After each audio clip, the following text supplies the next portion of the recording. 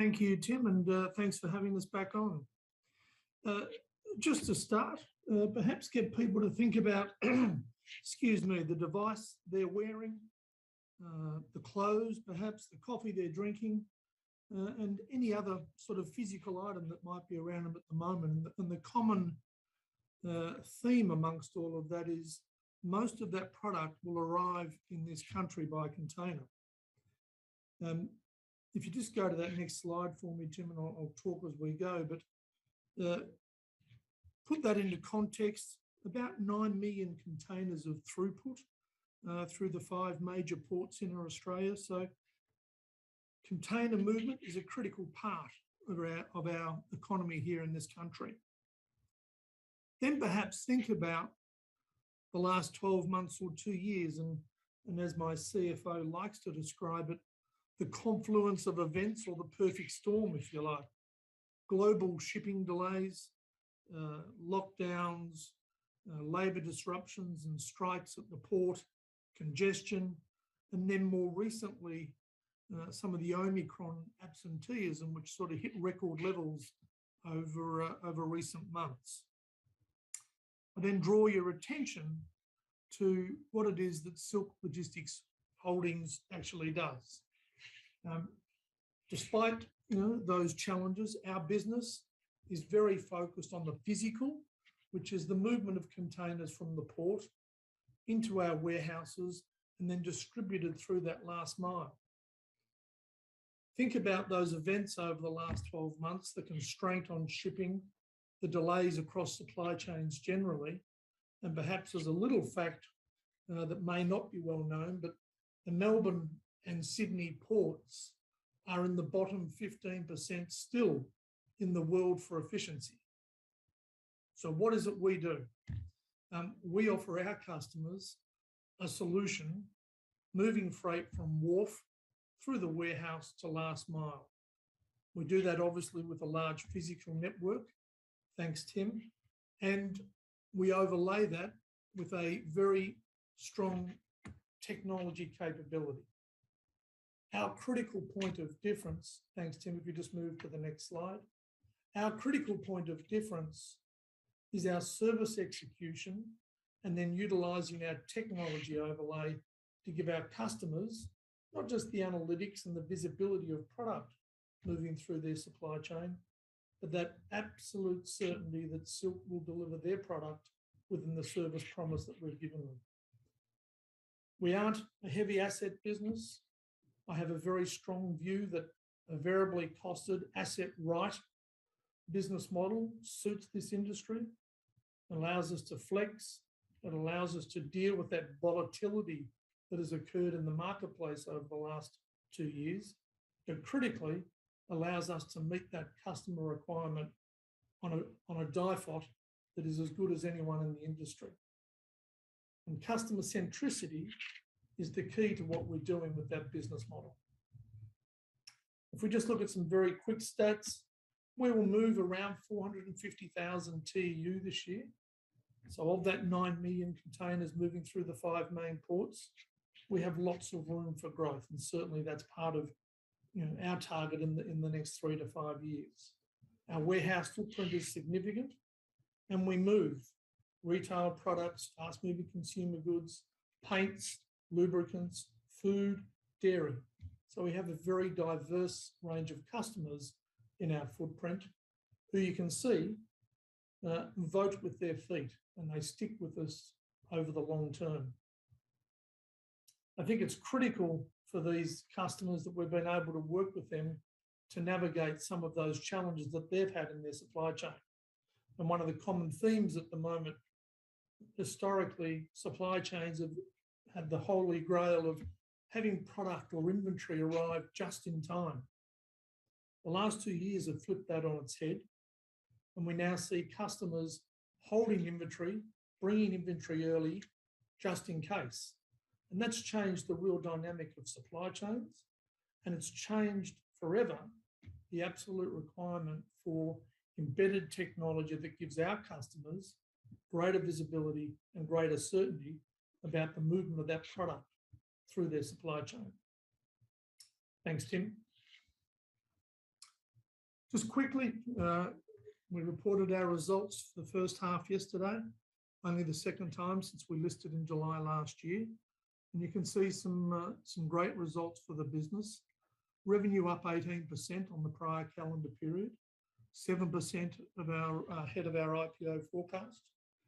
EBIT at a margin of 6.9%, again, well up on the prior calendar period and some 20% ahead of our prospectus forecast.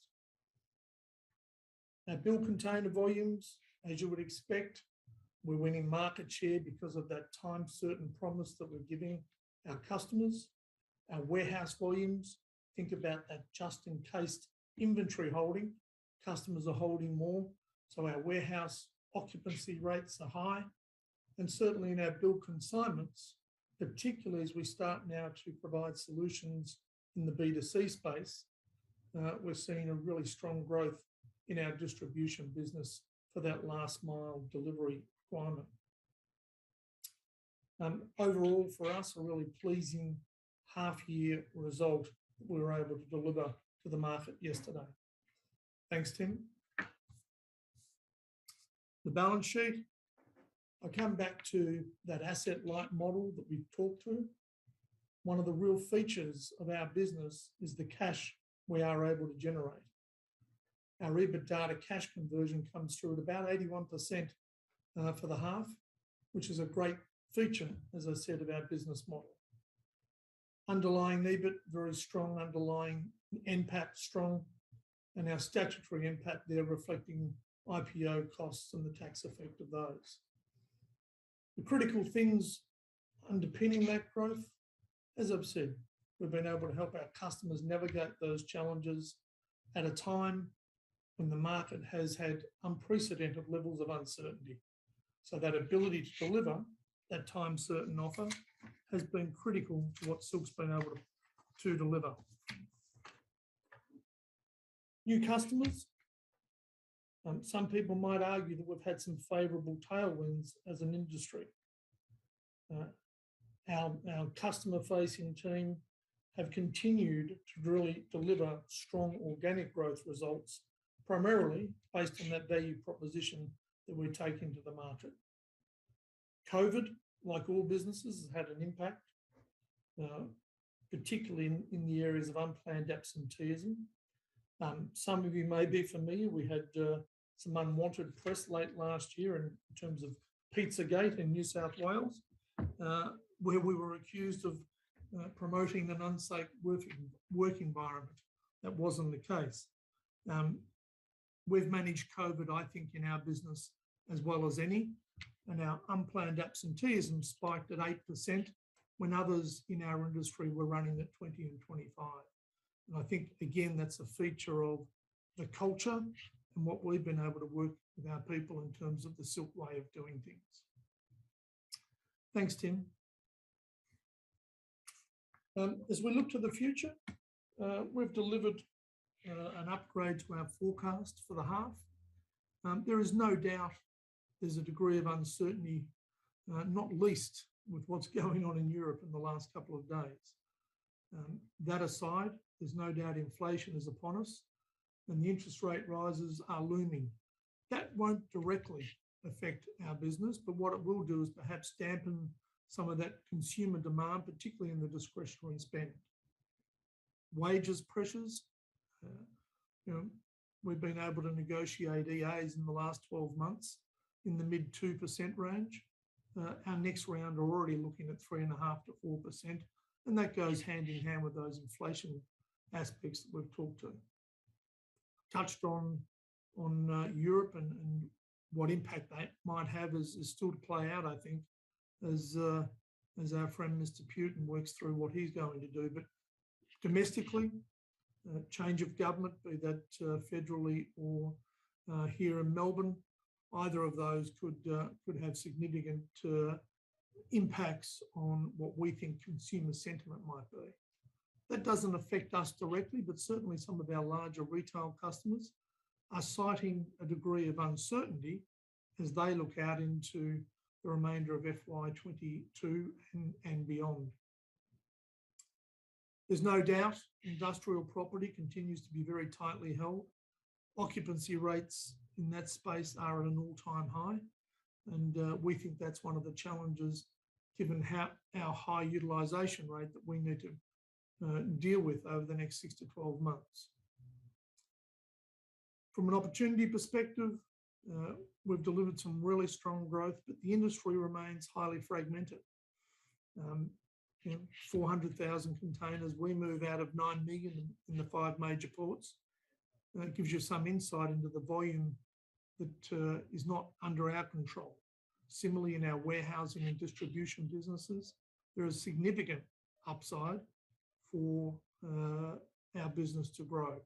And what will underpin that, what will be critical, is the tool set that we bring to the table for our customers, our control tower platform, which provides them that visibility, that analytic capability, and that certainty that now, more than ever with COVID, is just critical to their operations.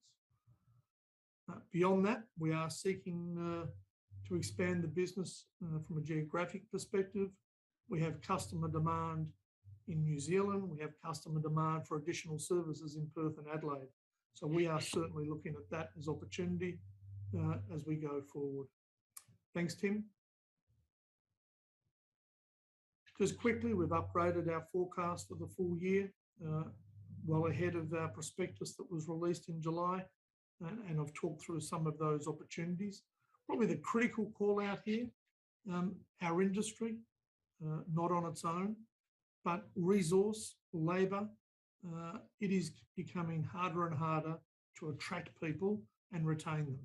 And indeed, there's a real war, a bidding war almost, for people in the market at the moment. So that's something that we think we're going to need to really focus our attention on through our employee value proposition in this coming calendar period. Thank you, Tim.